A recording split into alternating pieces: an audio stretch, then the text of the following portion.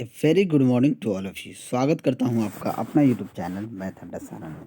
तो चलिए फिर मैं हाजिर हो गया इसके झा सर का रेलवे ग्रुप डी का वॉल्यूम 3 का जीके जीएस का प्रैक्टिस सेट 3 आप सभी के सामने लेके। अगर आपने प्रैक्टिस सेट 2 नहीं देखा है तो आप हमारे चैनल से जाकर देख सकते हैं। अगर आप हमारे चैनल पर नए हैं तो चैनल को सब्सक्राइब कर लीजिए, साथ ही साथ बेल आइकन को दबा लीजिए ताकि हम कोई भी वीडियो अपलोड करें उसका नोटिफिकेशन आपको मिलता रहे और आप लोग मुझे ऐसे ही सपोर्ट करते रहिए। तो चलिए बिना टाइम वेस्ट के क्लास को शुरू करते हैं और आज का पहला क्वेश्चन देखते हैं। देखिए ये मिक्स क्वेश्चन है, ठीक है, तो अल्टरनेट करके देखना होगा। पहला दूसरा, पहला क्वेश्चन है 2 नंबर पे है। किसी पदार्थ की मात्रा को मापने के लिए निम्नलिखित में से किस इकाई का उपयोग किया जाता है? लक्स, टेस्ला, जूल, मोल। देखिए पदार्थ के मात्रा को मापने के लिए मोल का उपयोग किया जाता है। क्या किया जाता है? मोल का उपयोग किया जाता है। तो ऑप्शन बी क्या हो जाएगा? आपका सही आंसर हो जाएगा। एक मोल की बात की जाए तो एक मोल में 6.023 इंटू 10⁻23 और अणु इसमें क्या होते हैं? मौजूद होते हैं। चलिए अगला क्वेश्चन देखते हैं। अगला क्वेश्चन है कि डिक्शनरी.com ने किस शब्द को 2020 का वर्ड ऑफ द ईयर घोषित किया है? वर्ड ऑफ द ईयर किसे घोषित किया है? तो पैंडेमिक जो है, ये पैंडेमिक सिचुएशन जो हमारे सामने कोविड-19 आया था उसके ही कारण डिक्शनरी.com ने 2020 का वर्ड ऑफ द ईयर घोषित किया है पैंडेमिक को, ठीक है। तो ऑप्शन सी जो होगा ये आपका सही आंसर हो जाएगा। चलिए वीडियो अगर आपको अच्छा लगे तो लाइक शेयर जरूर कीजिएगा। अगला प्रश्न देखते हैं कि जिस तरीके से मस्तिष्क किसी उत्सर्जित ध्वनि की आवृत्ति की पहचान करता है उसे क्या कहा जाता है? तो जिस तरीके से मस्तिष्क किसी भी उत्सर्जित ध्वनि की आवृत्ति को पहचान करता है उसे पिच कहा जाता है। क्या कहा जाता है? उसे पिच कहा जाता है। तो ऑप्शन सी क्या हो जाएगा? आपका सही आंसर हो जाएगा। ध्वनि की उत्पत्ति जो होती है ये अणुओं की गति के कारण होती है। ध्वनि जो होती है निर्वात में गमन नहीं करता। ध्वनि जो है ये निर्वात में गमन नहीं कर सकता है। चलिए अगला क्वेश्चन देखते हैं। वीडियो अच्छा लगे लाइक शेयर जरूर कीजिएगा। आप लोग लाइक करने में बहुत कंजूसी करते हैं। लाइक करने से कुछ नहीं जाता, बस एक बार आप बटन दबा देंगे आपका लाइक हो जाएगा। नेक्स्ट, यदि नीचे दिए गए 4 शब्दों में से 3 शब्द किसी प्रकार से एक समान हैं और एक शब्द असमान है तो असमान शब्द का चयन कीजिए। एक्चुअली इसे देखा जाए तो ये रीजनिंग का क्वेश्चन है, लेकिन देख लेते हैं इसे। देखिए नेपाल, इंडोनेशिया, आयरलैंड, अफगानिस्तान। नेपाल, अफगानिस्तान तथा इंडोनेशिया जो है, नेपाल, इंडोनेशिया और ये अफगानिस्तान की बात की जाए तो ये एशिया महादेश में आता है, जबकि आयरलैंड जो होता है ये यूरोप महादेश में आता है, इसलिए ये अलग हो जाएगा, ठीक है। तो ऑप्शन बी आपका सही आंसर हो जाएगा। नेक्स्ट, किस कंपनी ने फॉर्चून द्वारा जारी इंडिया 500 सूची में शीर्ष स्थान हासिल किया है? तो किसने हासिल किया है? तो रिलायंस इंडस्ट्रीज ने फॉर्चून द्वारा जारी 500 की सूची में सबसे शीर्ष स्थान रिलायंस इंडस्ट्रीज को मिला है। तो ऑप्शन ए जो है आपका सही आंसर हो जाएगा। नेक्स्ट देखते हैं कि निम्नलिखित में से कौन सा विकल्प लेंस के सूत्र को दर्शाता है? तो लेंस का सूत्र क्या होता है? 1/v - 1/u बराबर 1/f। तो ऑप्शन बी जो होगा आपका सही आंसर। चलिए अगला क्वेश्चन देखते हैं कि किस देश के प्रधानमंत्री को नोबेल शांति पुरस्कार 2021 के लिए नामित किया गया है? ठीक है, यानी किस देश के प्रधानमंत्री को? ये इजराइल के प्रधानमंत्री को इसके लिए नामित किया गया है।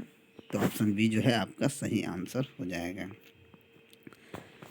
टॉर्च, सर्चलाइट और वाहन की हेडलाइटों में प्रकाश का शक्तिशाली समांतर किरण पुंज उत्पन्न करने के लिए समांतर किस प्रकार के दर्पणों का उपयोग किया जाता है? तो किस प्रकार का दर्पण का उपयोग किया जाता है? तो ये अवतल दर्पण का उपयोग किया जाता है। तो ऑप्शन सी क्या हो जाएगा? आपका सही आंसर हो जाएगा, ठीक है। क्योंकि अवतल दर्पण जानते क्या होता है? प्रतिबिंब जो होता है काल्पनिक, सीधा और बड़ा बनता है, इसलिए इसका उपयोग किया जाता है। चलिए अगला प्रश्न देखते हैं कि भारत का पहला मॉस गार्डन विकसित किया गया है। पहला मॉस गार्डन विकसित कहाँ किया गया है? ये आपको नैनीताल में किया गया है। तो ऑप्शन बी जो है आपका सही आंसर हो जाएगा। अगला प्रश्न देखते हैं कि जब एक चालक धारा में बहती है, जब एक चालक में धारा बढ़ती है तो लेंज का नियम बताता है कि स्वप्रेरित वोल्टता क्या होती है? लेंज का नियम का देखा जाए तो लेंज का नियम जो कहता है कि लेंज का नियम विरोध को ज़्यादा, ये विद्युत धारा उस नियम का विरोध करता है जिससे वह उत्पन्न होता है। विद्युत धारा जो होता है उस नियम का विरोध करता है जिससे वह उत्पन्न होता है। ठीक है, तो धारा बढ़ेगी तो बढ़ने वाली धारा के विपरीत धारा उत्पन्न करेगा। ठीक है, तो ऑप्शन सी क्या हो जाएगा, आपका सही आंसर हो जाएगा। जब एक चालक में धारा बहती है तो लेंज का नियम कहता है कि स्व प्रेरित वोल्टता बढ़ने वाली धारा के विपरीत धारा को क्या करता है, उत्पन्न करता है। चलिए अगला क्वेश्चन, कि भारत के किस पड़ोसी देश का उपग्रह लॉन्च करने की घोषणा की है। भारत ने किस पड़ोसी देश का उपग्रह लॉन्च करने की घोषणा किया है, तो ये भूटान का किया है। तो ऑप्शन ए जो है आपका सही आंसर हो जाएगा। अगला प्रश्न देखते हैं कि गतिज ऊर्जा के बारे में कौन सा कथन गलत है। गतिज ऊर्जा जो है स्थिर अवस्था के दौरान वस्तु में निहित ऊर्जा को गतिज ऊर्जा कहा जाता है। एक वस्तु गति के आधार पर इसके द्वारा प्राप्त ऊर्जा को गतिज ऊर्जा के रूप में माना जाता है। इसकी गणना काइनेटिक एनर्जी हाफ mv² द्वारा किया जाता है। गतिमान वस्तु में गतिज ऊर्जा होती है, बिल्कुल सही है। यानी कि स्थिर अवस्था के दौरान वस्तु में निहित ऊर्जा को गतिज ऊर्जा कहते हैं, ये क्या हो जाएगा, गलत हो जाएगा। ये काइनेटिक एनर्जी का फॉर्मूला यही था, हाफ mv²। चलिए अगला प्रश्न है कि फीफा विश्व कप टूर्नामेंट 2022 में मेजबानी कौन सा देश करेगा। तो कौन देश करेगा, तो ये 2022 फीफा वर्ल्ड कप का जो है ये कतर मेजबानी कर रहा है। तो ऑप्शन बी जो है आपका सही आंसर हो जाएगा। चलिए वीडियो अगर अच्छा लगे तो आप लाइक शेयर ज़रूर कीजिएगा। ठीक है, अगला क्वेश्चन कह रहा है कि किसी गतिशील पिंड का रेखीय संवेग p बराबर a प्लस PT² के अनुसार बदलता है, जहाँ ए तथा बी धनात्मक नियतांक हैं, तो कण पर प्रभावी बल अनुक्रमानुपाती होता है किसके। देखिए अगर p बराबर a प्लस PT² है, अगर इसका f अगर dp/dt करेंगे तो ये क्या हो जाएगा, 2PT हो जाएगा। क्या हो जाएगा, 2PT। अगर इसका डिफ्रेंशिएशन करेंगे तो ये क्या हो जाएगा, 2PT हो जाएगा। यानी कि फोर्स जो है डायरेक्टली प्रोपोर्शनल टू टी के हो जाएगा। क्या हो जाएगा, डायरेक्टली प्रोपोर्शनल टू क्या हो जाएगा, टी के। तो ऑप्शन सी जो होगा ये आपका सही आंसर हो जाएगा। चलिए अगला प्रश्न देखते हैं। सबसे तेज 12,000 ODI रन बनाने वाले खिलाड़ी कौन बन गए हैं। तो ये कौन बन गए हैं, तो विराट कोहली सबसे तेज 12,000 बनाने वाले खिलाड़ी बन गए हैं। तो ऑप्शन बी जो है आपका सही आंसर हो जाएगा।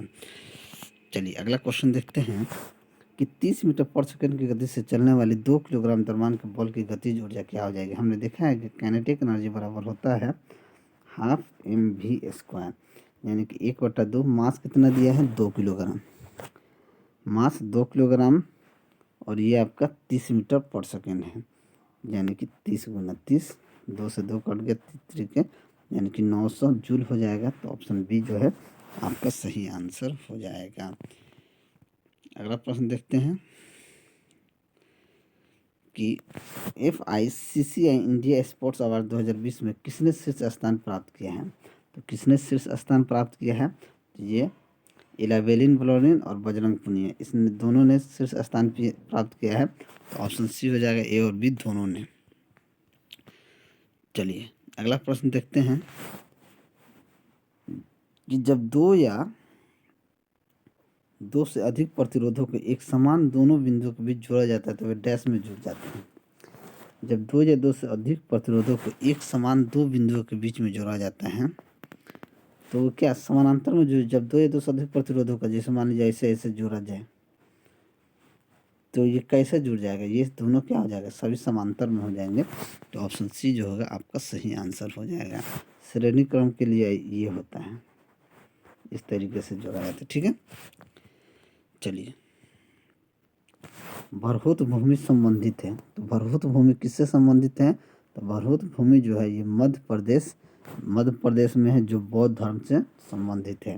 तो ऑप्शन बी जो होगा ये आपका सही आंसर हो जाएगा। निम्नलिखित में से कौन सा कार्बन का एक अपरूप है। तो कार्बन का अपरूप कौन सा है, तो हीरा जो है ये कार्बन का अपरूप होता है। तो ऑप्शन डी जो है आपका सही आंसर होगा। अगला क्वेश्चन है कि विश्व बैंक के संस्थापक सदस्यों की संख्या कितनी है। तो विश्व बैंक के संस्थापक सदस्यों की संख्या जो है वो 30 है। कितना है? 30 है। तो ऑप्शन डी क्या हो जाएगा? आपका सही आंसर हो जाएगा। विश्व बैंक की स्थापना 1944 में ब्रेटन वुड्स समझौते के तहत दिसंबर 1945 में हुआ है। यानी कि इसका मुख्यालय अगर बात की जाए तो वाशिंगटन डीसी में है। ये क्वेश्चन कई बार पूछा गया है।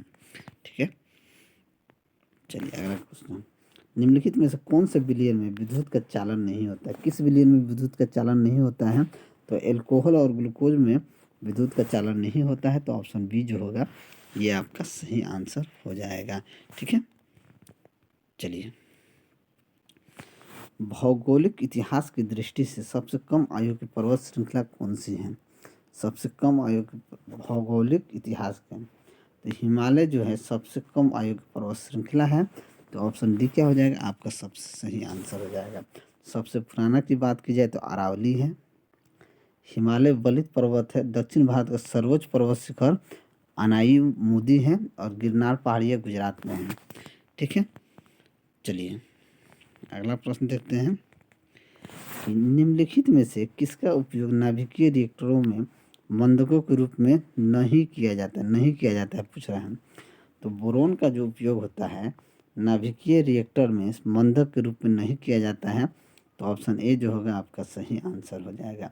नाभिकिक संलयन के फलस्वरूप सूरज में ऊर्जा का स्रोत बना रहता है। नेक्स्ट, भारत संविधान के किस अनुच्छेद ने हिंदी देवनागरी लिपि को भारत की राजभाषा के रूप में घोषित किया है? तो ये अनुच्छेद 343 संघ की राजभाषा हिंदी और लिपि देवनागरी के रूप में चुना गया है। तो अनुच्छेद कितना है? 343। ठीक है, चलिए शुद्ध कार्बन को डैश पर संश्लेषित करके हीरा बनाया जाता है। तो शुद्ध कार्बन को अत्यधिक उच्च दाब पर और उच्च तापमान पर संश्लेषित कर अत्यधिक उच्च दाब पर और उच्च तापमान पर संश्लेषित करके हीरा बनाया जाता है। तो ऑप्शन सी जो होगा ये आपका सही आंसर हो जाएगा। अगला क्वेश्चन है कि संरचनात्मक बेरोजगारी के लिए की कालिक प्रकृति क्या है? कुछ वर्षों के लिए, कुछ महीनों के लिए, कुछ दिनों के लिए, सदाओं के लिए। यानी कि कालिक क्या सदाओं के लिए, हमेशा के लिए।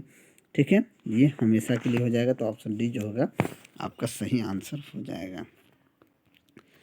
अगला क्वेश्चन है कि जिंक सल्फेट हेप्टाहाइड्रेट को आमतौर पर डैश के नाम से जाना जाता है। इसे आमतौर पर जिंक सल्फाइड को किस नाम से जानते हैं? इसे श्वेत तुतिया के नाम से जाना जाता है। जिंक सल्फेट हेप्टाहाइड्रेट को श्वेत तुतिया के नाम से जाना जाता है। तो ऑप्शन ए जो होगा ये आपका सही आंसर हो जाएगा। ठीक है, चलिए अगला क्वेश्चन है कि मानव ने चंद्रमा पर पहला कदम कब रखा है? तो मानव जो चंद्रमा पर 20 जुलाई 1969 में 20 जुलाई 1969 में पहला कदम रखा है। तो ऑप्शन डी जो होगा ये आपका सही आंसर हो जाएगा। चलिए अगला प्रश्न देखते हैं कि नींबू के रस का पीएच मान लगभग कितना होता है? तो नींबू के रस का पीएच मान जो होता है ये लगभग 2 होता है। तो ऑप्शन डी क्या हो जाएगा? आपका सही आंसर हो जाएगा। सिरका का 2.2 से 3.4 तक होता है। अम्ल वर्षा जो होता है ये 2 से 5.6 के बीच में होता है। शुद्ध जल का पीएच 7 होता है। ठीक है, चलिए अगला क्वेश्चन। निम्न में से किस विदेशी यात्री ने भारतीयों को गर्म स्वभाव का परंतु ईमानदार कहा है? ये किसने कहा है? ये तो वेन सॉन्ग ने कहा है, हेनसोंग ने कहा है। तो ऑप्शन ए जो होगा ये आपका सही आंसर हो जाएगा। अगला प्रश्न देखते हैं। परमाणु संख्या 57 वाला तत्व संबंधित होता है। तो परमाणु संख्या 57 वाला तत्व जो होता है ये लेंथेनाइन तत्व होता है। तो यानी ये डी ब्लॉक से संबंध होता है। तो ऑप्शन ए जो होगा ये आपका सही आंसर हो जाएगा। नेक्स्ट, जिब्राल्टर जल डमरू मध्य को तैर कर पार करने वाले प्रथम महिला तैराक कौन है? प्रथम महिला तैराक है आरती शाह। तो ऑप्शन ए जो होगा आपका सही आंसर हो जाएगा। इंग्लिश चैनल को तैर कर पार करने वाली पहली महिला सुश्री आरती शाह है और माउंट एवरेस्ट पर चढ़ने वाली पहली युवा महिला डिक्की डोल्मा है। और माउंट एवरेस्ट पर चढ़ने वाली पहली महिला की बात की जाए तो बछेंद्री पाल हैं। ठीक है, और इंग्लिश चैनल को पार करने वाली पहले भारतीय मिहिर सेन है और नाव से विश्व का चक्कर लगाने वाली पहले महिला उज्ज्वला राय है। ठीक है, चलिए अगला क्वेश्चन देखते हैं कि विद्युत ऋणात्मक किसी परमाणु की डैश क्षमता की माप है। तो विद्युत ऋणात्मक जो है ये किसी परमाणु की इलेक्ट्रॉनों को आकर्षित करने की क्षमता का माप है। तो ऑप्शन डी जो होगा ये आपका सही आंसर हो जाएगा। चलो अगला क्वेश्चन देखते हैं कि भारत के संविधान के निम्नलिखित कौन से अनुच्छेद के उपबंध है कि 14 वर्ष से कम किसी बालक को किसी कारखाने या खदानों में काम करने के लिए नियोजित नहीं किया जाएगा या किसी अन्य संकट में नियोजनों में नहीं लगाया जाएगा। ये किस अनुच्छेद में है? तो ये आपका अनुच्छेद 24 में है। किस में है? अनुच्छेद 24 में है। तो ऑप्शन ए जो होगा ये आपका सही आंसर हो जाएगा। चलिए अगला क्वेश्चन, बरगद के पेड़ का वनस्पति नाम क्या है? तो बरगद के पेड़ का वनस्पति नाम जो है फाइकस बेंथेलेंसिस है। क्या है? फाइकस बेंथेलेंसिस है। तो ऑप्शन ए जो होगा ये आपका सही आंसर हो जाएगा। चलिए अगला प्रश्न देखते हैं, हड़प्पाई लोगों को किसकी जानकारी नहीं थी? तो हड़प्पाई लोगों को लोहा की जानकारी नहीं थी। तो ऑप्शन सी जो होगा आपका सही आंसर हो जाएगा। लोहा की खोज जो है ये उत्तर वैदिक युग में हुआ है। ठीक है, चलिए अगला प्रश्न देखते हैं कि निम्नलिखित में से क्या तंत्रिका तंतुओं से बना होता है जो प्रतिवर्ती क्रियाओं के बीच मध्यस्थता करता है और आवेगों को मस्तिष्क तक और मस्तिष्क में विभिन्न भागों तक पहुंचाता है? तो वो क्या? तो मेरु जो तंत्रिका होता है ये तंत्रिका तंतुओं से बना होता है जो उसको नियंत्रित करता है। तो ऑप्शन डी जो होगा ये आपका सही आंसर हो जाएगा। अगला प्रश्न देखते हैं कि लोकसभा का सेक्रेटरी जनरल जो लोकसभा सचिवालय का प्रमुख होता है किसके द्वारा नियुक्त किया जाता है? तो ये लोकसभा के स्पीकर द्वारा नियुक्त किया जाता है। तो ऑप्शन सी क्या हो जाएगा? आपका सही आंसर हो जाएगा। चलिए अगला क्वेश्चन देखते हैं कि निम्नलिखित में से कौन अकशेरुकी प्राणियों में शामिल नहीं है? ये कौन? तो सरीसृप जो होता है ये अकशेरुकी प्राणियों में सरीसृप शामिल नहीं होता है। तो ऑप्शन डी जो होगा ये आपका सही आंसर हो जाएगा। अगला क्वेश्चन देखते हैं, कौन सा भारतीय राज्य समुद्री उत्पादों का सबसे बड़ा निर्यातक है? तो सबसे बड़ा निर्यातक कौन सा है? तो केरल जो है भारतीय राज्य समुद्री उत्पादों का सबसे बड़ा निर्यातक है। तो ऑप्शन बी जो होगा ये आपका सही आंसर हो जाएगा। चलिए अगला प्रश्न देखते हैं कि बर्ड फ्लू किसके कारण होता है? तो बर्ड फ्लू जो होता है ये आपको H5N1 वायरस के कारण होता है। तो ऑप्शन बी जो होगा आपका सही आंसर हो जाएगा। चलिए अगला क्वेश्चन देखते हैं कि ब्रायोफाइटा निम्नलिखित में से किस वनस्पति से संबंधित है? तो ब्रायोफाइटा जो है यह मार्केंसिया वनस्पति से संबंधित है। तो ऑप्शन सी जो होगा ये आपका सही आंसर हो जाएगा। ब्रायोफाइटा को पादप जगत की उभयचर भी कहा जाता है और ब्रायोफाइटा वनस्पति जगत का एक बहुत बड़ा वर्ग होता है। ठीक है, चलिए अगला क्वेश्चन देखते हैं कि निम्नलिखित में से किस प्रणाली को निजी नेटवर्क पर या निजी नेटवर्क से अनाधिकृत अधिगमन को रोकने के लिए डिजाइन किया गया है? तो ये किसको किया गया है? तो ये फायरवॉल को किया गया है। यानी फायरवॉल जो होता है प्रणाली को निजी नेटवर्क से अनाधिकृत अधिगमन को रोकने के लिए डिजाइन किया गया है। फायरवॉल का कार्य नेटवर्क सिक्योरिटी से कम है। ठीक है, फायरवॉल जो होता है एक नेटवर्क सुरक्षा प्रणाली है। तो ऑप्शन सी जो होगा ये आपका सही आंसर हो जाएगा। चलिए अगला क्वेश्चन देखते हैं। अगला क्वेश्चन आपका कि निम्नलिखित में से कौन सा वह प्रोग्राम है जो उच्च स्तरीय भाषा में दिए गए प्रत्येक निर्देश को रूपांतरित करता है और अगले निर्देश पर जाने से पहले इसे निष्पादित करता है? तो ये कौन सा है? तो ये इंटरप्रेटर जो है ये एक ट्रांसलेटर प्रोग्राम होता है। इंटरप्रेटर जो होता है ये एक ट्रांसलेटर प्रोग्राम होता है। तो यही आपका ऑप्शन है सही आंसर हो जाएगा। जिसका उपयोग जो है उच्च स्तरीय भाषा में लिखे गए प्रोग्रामों को मशीन भाषा में परिवर्तित करने के लिए किया जाता है। चलिए अगला देखते हैं। ये सब रीजनिंग का क्वेश्चन है। और एक यहाँ पे दिख रहा है कंप्यूटर। कंप्यूटर में रैम क्या होता है? तो कंप्यूटर में रैम जो होता है ये आपका मदरबोर्ड होता है। क्या होता है? मदरबोर्ड होता है। रैम का फुल फॉर्म भी पूछा जाता है। रैंडम एक्सेस मेमोरी होता है। एक रैम होता है, एक रोम होता है। RAM random access memory, read only memory. तो ये इसका आंसर क्या हो जाएगा? रैम जो होता है ये मदरबोर्ड होता है। तो ऑप्शन डी जो है आपका सही आंसर हो जाएगा। तो चलिए, अगर आपको मेरा वीडियो अच्छा लगा तो वीडियो को लाइक करें, दोस्तों में शेयर करें। अगर आप हमारे चैनल पर नए हैं तो चैनल को सब्सक्राइब करें। मैं ऐसे ही आप वीडियो लेकर आप सभी के सामने हाजिर होता रहूँगा। चलिए मिलते हैं अगले वीडियो में, तब तक के लिए जय हिंद।